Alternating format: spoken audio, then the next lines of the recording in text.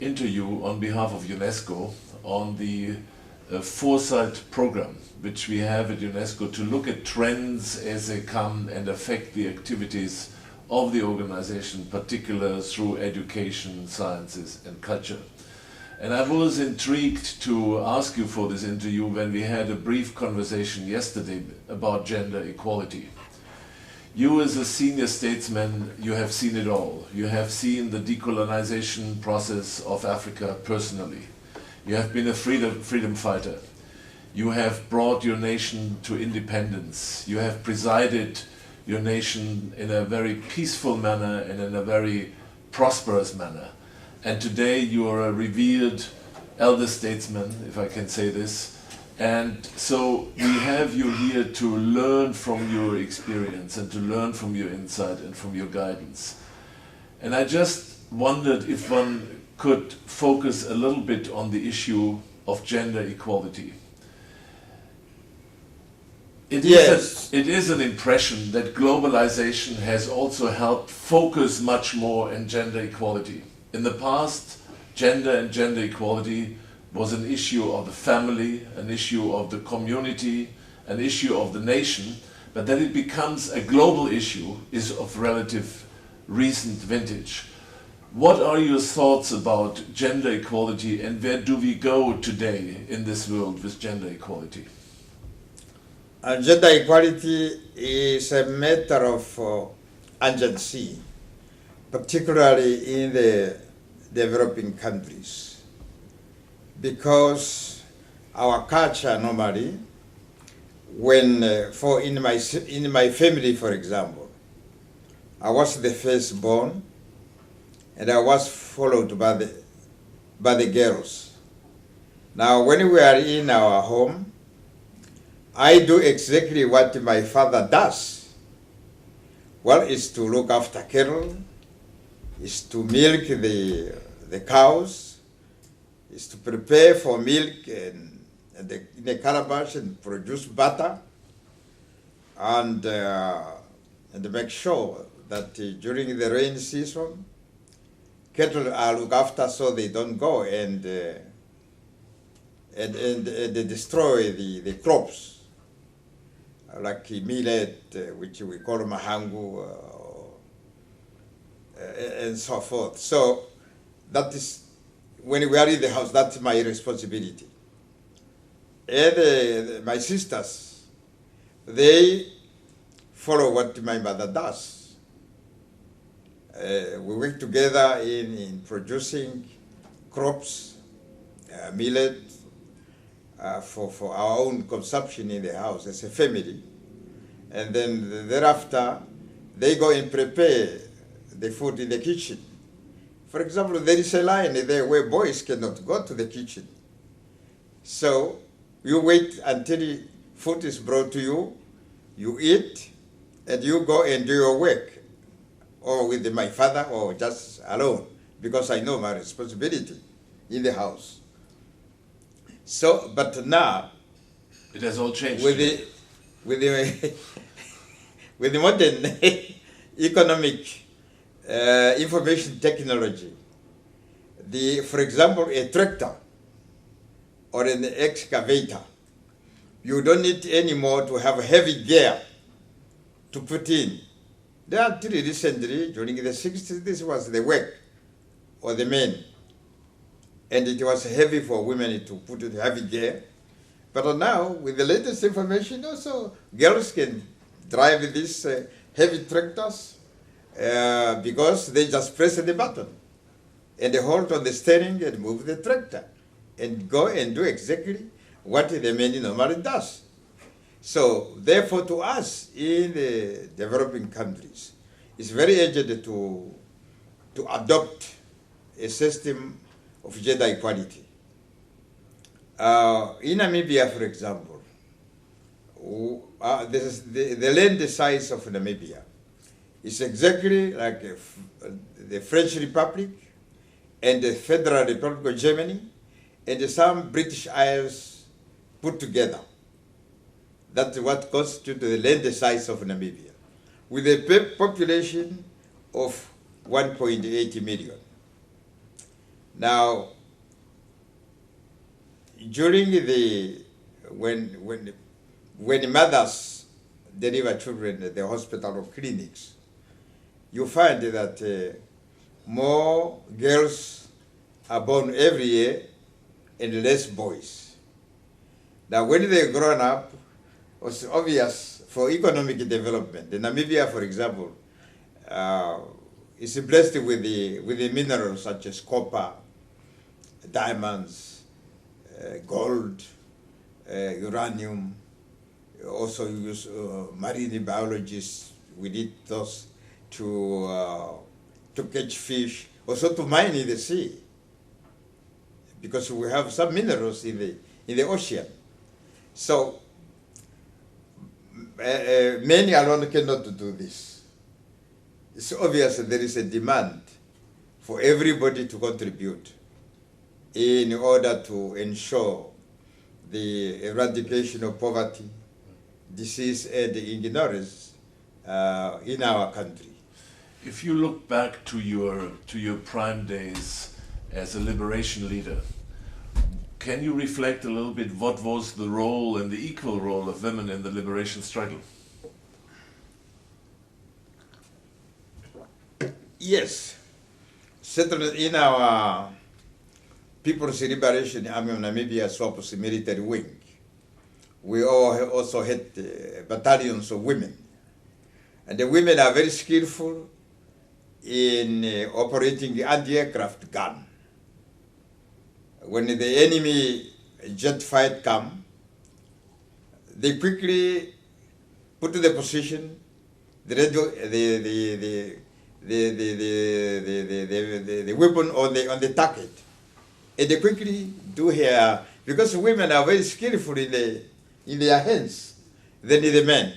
You say our hands are too hard.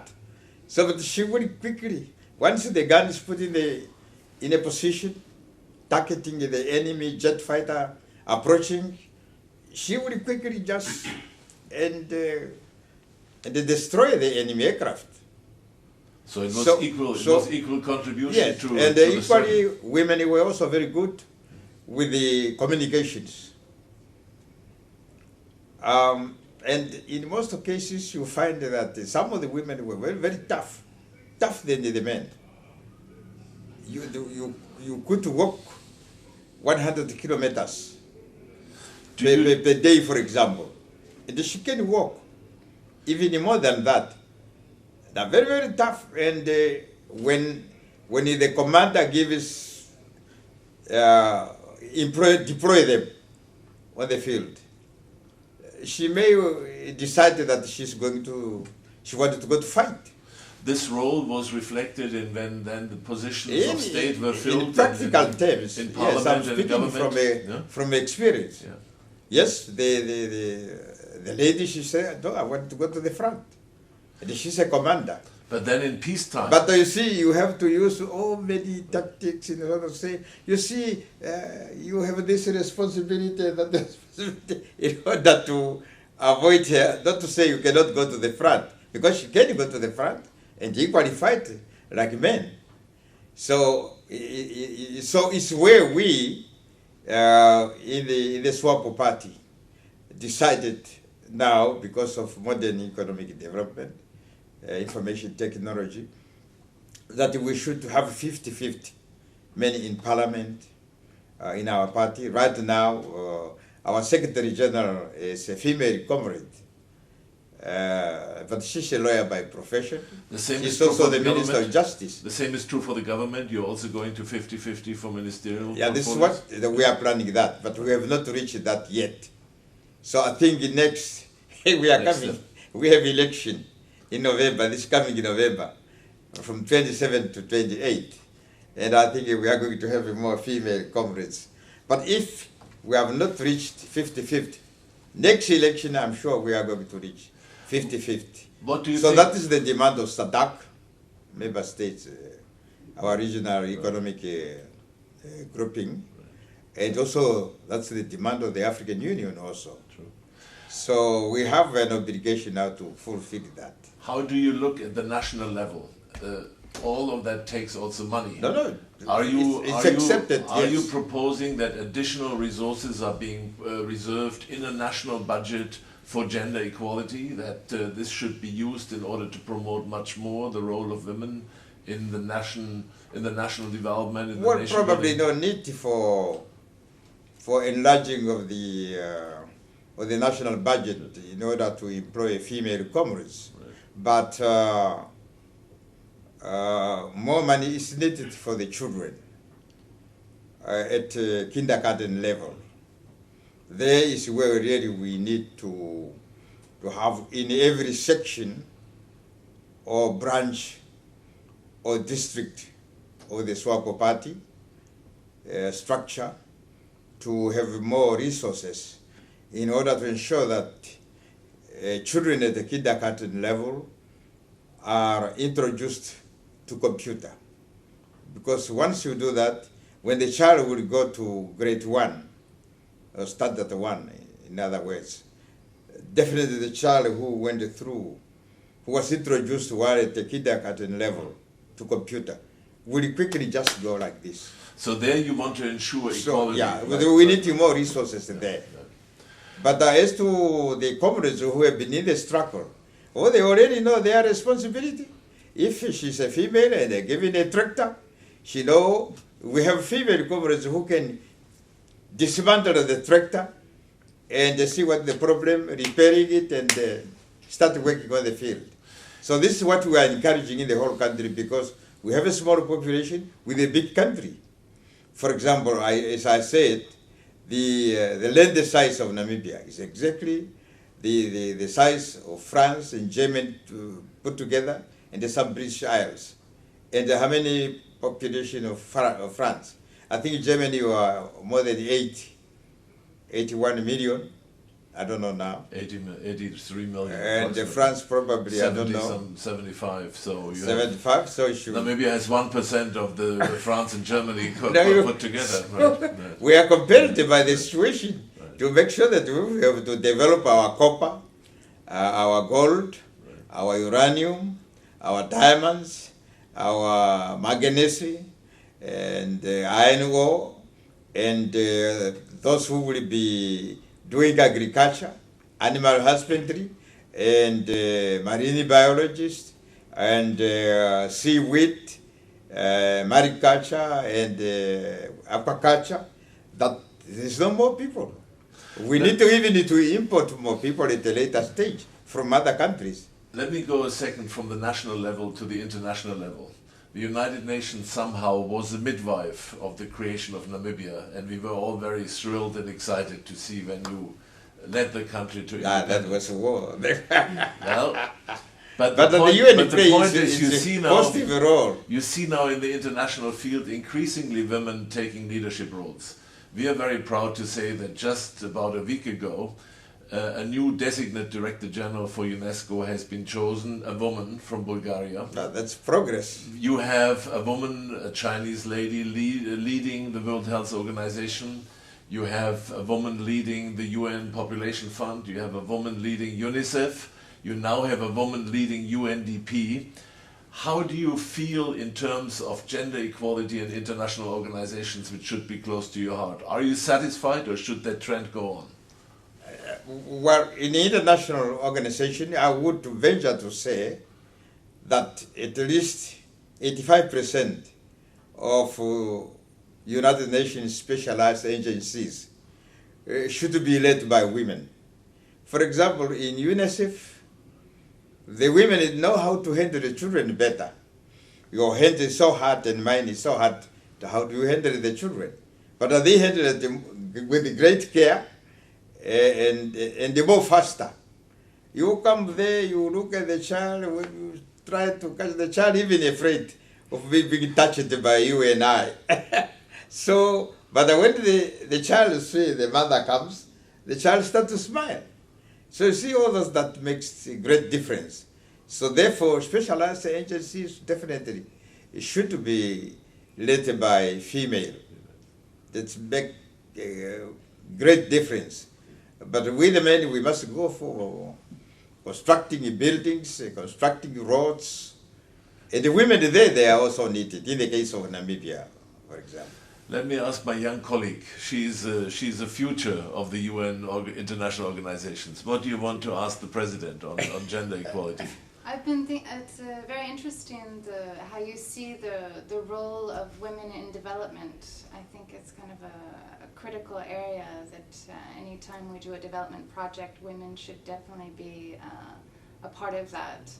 How do you see kind of the development projects that are taking place in Namibia? Are they reaching out to women sufficiently?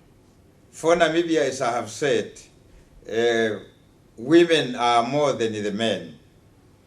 Therefore, women in Namibia are encouraged to participate in all the activities, including building of house, constructing of houses, tarring the roads, working in the railways, because we don't have enough men. As I said, that in near future, probably we will go and import some workers from the neighboring countries or from any part of the world. Mm-hmm. It depends on the qualification needed on that particular field. So to have more women, for the case of Namibia, we need you to come to Namibia to help us. We are proud that we have an office. UNESCO has an office in Windhoek, which serves the entire southern African region, as you know. We have no office, for example, in South Africa, but we have an office in Windhoek. Yes, welcome, we work together. I know we work very well during the struggle with the UNESCO, right. As well as with the UNICEF. Right. And even the then UN Secretary General, President Kwea, I asked him that UNICEF should come along with the peacekeeping force of the United Nations.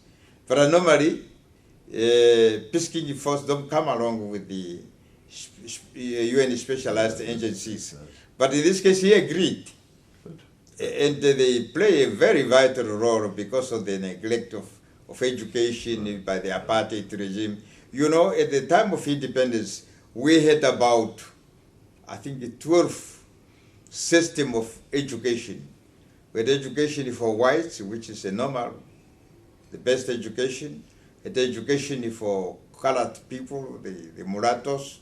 We have education for each ethnic grouping in the country. Imposed, which is a lower education system imposed by the apartheid regime. So we have to dismantle all that. Comrade Naha Sangura, now Prime Minister, he was the Minister of Education, and he was in the struggle during the War of Liberation. He created schools at Namibia Health and Education Center in Zambia and Angola. So, and even in GDR, the former Democratic Germany, as well as in Cuba, where the two secondary schools in Cuba. So he was in charge with our education system based on the international education. He has to take education system from Europe, from Asia, from Latin America, and so forth. But now we have best education system in Namibia. But the positive role played by UNICEF and also UNICEF in printing books, school books, textbooks. So we were helped by you to be able to have very good education system today. If we could replace history, we would want to put UNESCO there. But now what we need more resources, because we wanted to have in every kindergarten at least introduce computer, so that when the children will go to grade 1 or standard 1, they will be able to use it. We need more doctors, because we can't talk about development without healthy people. We need more engineers, like mining engineer, quantity survey engineer, electric and electronic engineer. We need more architects, because we are a mineral-rich country. But without those people, we cannot exploit. We'll pass this on. We'll find the poverty there. We'll But pass which, this if plea. we have qualified people, certainly we could eradicate that poverty. But we don't have, so we have to educate, to spend more resources. Right. I've been always advocating with my colleagues that we should spend even 50% of national budget in education. It's a good investment. If we do so, we will be able to implement our Vision 2030. We'll pass this on to our colleague who runs the Windhoek office, and I'm sure he will then talk to the government about your wishes. Yes, in I'm going this to see him educational side, right. and ask him that UNESCO should do more in support our project for kindergarten. Excellent. Thank you very, very much, Mr. President. Thank you for You are most welcome.